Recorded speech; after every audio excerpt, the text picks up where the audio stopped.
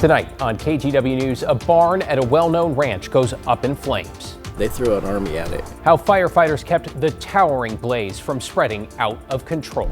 Then a semi-truck makes a mess of downtown Beaverton, taking out 7 power poles. Plus, a really pleasant Saturday and Sunday on the way for Father's Day, but then it gets hot. Extreme heat watch up for Monday and Tuesday. We'll let you know how hot it will get. And later, World Cup celebrations from Portland to Seattle. USA! USA! Hear from fans from around the world as they witnessed another commanding American win. But first tonight, we're looking ahead to a gorgeous holiday weekend, the official start of summer and Father's Day, followed by what could be another round of uncomfortable heat. David Mokel here along with Chief Meteorologist Matt Sfino. Matt, we've been talking about it, another weather impact alert. Yeah, but we had some great weather before that sets in. So we were warm today, but we're cooling off now. And there were thunderstorms across parts of Central Oregon, down by Newberry Crater, about 3/4 of an inch of rain.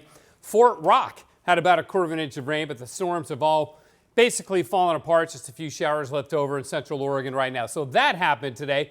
Portland, we're still sitting at 66 degrees. We've dropped 4 in the last hour, but down in Salem, it's 59 degrees. That's a big 7 degrees between Portland and Salem as the west winds have been blowing there, bringing that cooler coastal air into the valley. So that means tomorrow will be cooler than today. We probably don't even see 80 degrees tomorrow, but mostly sunny. Really nice after the morning clouds, especially on the east side of town. Sunny and warmer for Father's Day on Sunday as summer begins. We'll be in the mid-80s.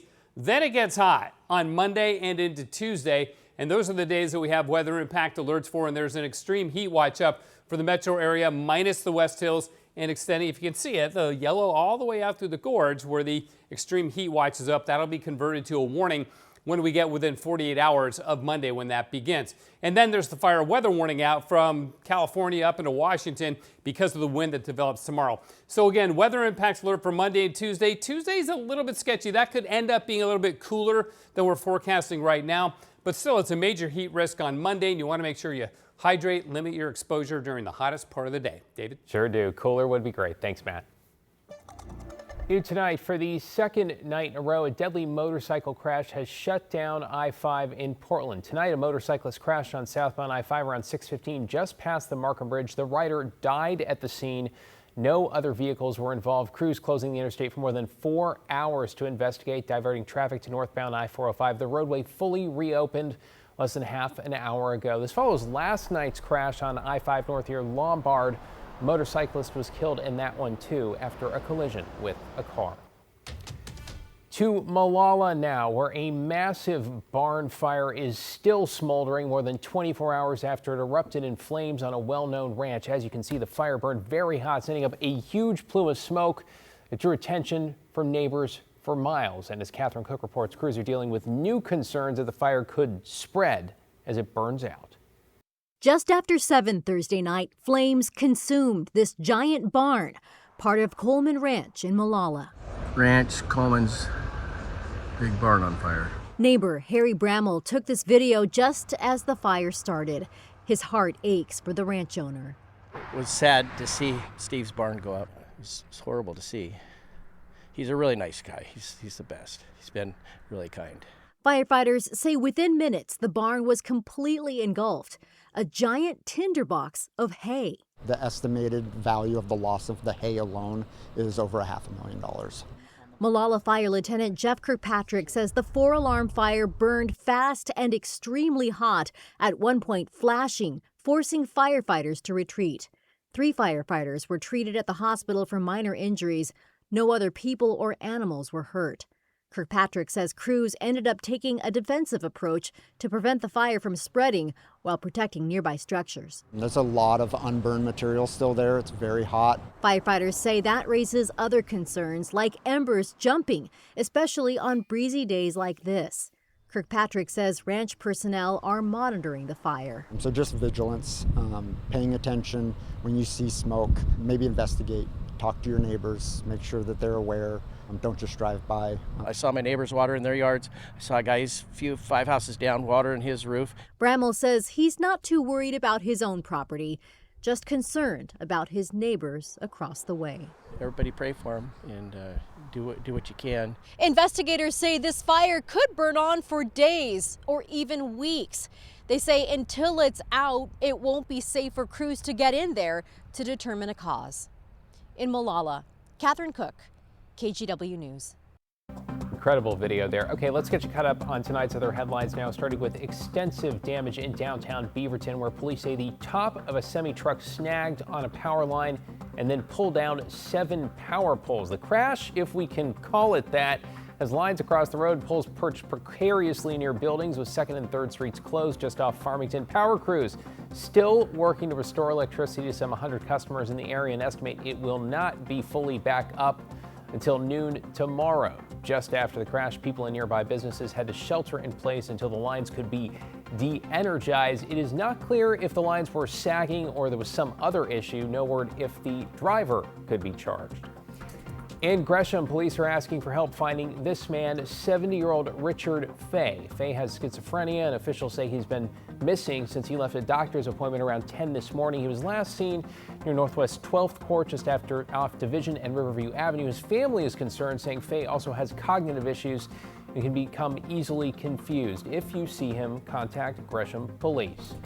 To the eastern end of the Columbia River Gorge, where we saw a series of small wildfires break out today. This one was near the community of Mary Hill on the Washington side. That's just across from Biggs Junction. That fire burned an estimated 75 acres of grass and brush before crews got it under control. And about 30 miles to the east, crews in Gillum County rushed to 2 brush fires. The first shutting down I-84 around 9 this morning as smoke spread across the area. Crews knocked it down in about an hour. The second fire started in a solar farm a couple hours later south of Arlington.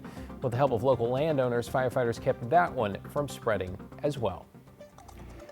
New at 11, a time for healing in Longview this evening, nearly a month after the tragedy at the Nippon Dynawave paper mill where a chemical tank ruptured, claiming the lives of 11 workers. Alma McCarty was in Longview tonight. Alma? David, hundreds of people in this community impacted in one way or another by the disaster joined together this evening.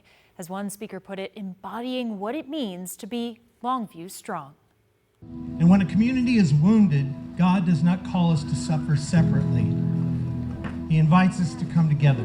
And come together they did at Lake Sacagawea Park in Longview. I think people are wanting that moment, to process through and the pain, and that's what we wanted to do. We wanted to provide that moment where they could just initially address the pain. Todd Beal, a local pastor, helped turn the idea, a night of hope and healing, into reality. You try to find resolve. And so what we've seen, especially as pastors, we've seen people deal with tragedy and be able to receive true hope and actually break through. Today we want to declare Longview strong. Because we're a small town, everyone's connected, and so we were all feeling this together. So still in the bit of shock and just the overwhelming denial of what happened to people we know. The 11 people killed in the chemical tank rupture on May 26th, all Nippon Dynawave packaging workers, died from alkaline chemical burns, according to the coroner's office. To the families that are here, I won't pretend to have words to make that right, but I can offer you my prayers, and I offer you a community that will not let you walk alone. The sense of unity, the sense that we are a community, and we may have differences and levels that seem pretty important to us, but we're one people. And so I'm hoping that unity is the thing that persists. We checked in with officials about the latest from the site of the tank rupture. They say the incident is transitioning from emergency response and recovery to site stabilization, containment, and cleanup, and that the long-term plan is the removal of the collapsed tank from the site. David. So many families and so many questions. Alma, appreciate your reporting there. A longtime Portland birth center is suddenly shutting its doors, and workers there say they haven't been paid in nearly a month. Andalous Water Birth Center has been in Portland since 1999, giving moms an alternative to the hospital setting. It was run for decades by a midwife, but was sold to Birth Partners Incorporated in 2021. It turns out several other birthing centers across the country owned by BPI have also recently closed. The director in Portland says they had 70 to 80 active patients when the paychecks suddenly stopped. We're all getting late notices, disconnect notices. We're ruining our credit because we can't pay our monthly payments on things. It's a real disaster. Sounds like a mess. For moms with a June due date, the Andalus team will see them through the birth. Midwives are working to transfer other patients. Birth Partners Incorporated did not respond to our request for comment. In an update tonight, a food cart owner well known on the Portland State campus has now been released from ICE custody. Federal agents picked up the man known by students as Nong while he was on his way back to work in late April. Family had to shut down his Cow Niao food cart, which served Laotian cuisine. Though Nong had been a permanent resident for decades, Homeland Security tells us he'd been convicted of harassment and conspiracy to distribute ecstasy, which made him subject to removal. Now, court records show those convictions happened 2 decades ago. On Thursday, his family posting online that he had finally been released from the detention center in Tacoma. They thank the PSU community, friends, and attorneys who made it possible, writing in part, quote, "While this fight is not over, today is a significant victory for our family. It's a reminder that hope is powerful, that justice is worth fighting for, and that when a community comes together, lives can be changed," end quote. We've reached out to ICE for comment to find out the status of his case.